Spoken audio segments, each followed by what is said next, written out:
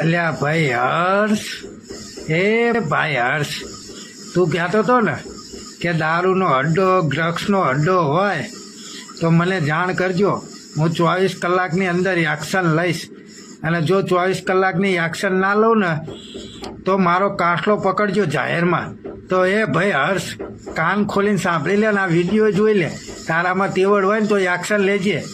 અમરેલી જિલ્લો, તાલુકો લાઠી, ગામ ધામેલ, ખુલ્લે આમ દારૂ વેચાય છે, દારૂ બને છે, અને ત્યાંના તમારા ભાજપના ધારાસભ્ય છે જનક તળાવિયા ભાઈ, તમારા ભાજપના ધારાસભ્ય છે, એમનો વિસ્તાર છે, અને દામનગર પોલીસ સ્ટેશનની હદ છે.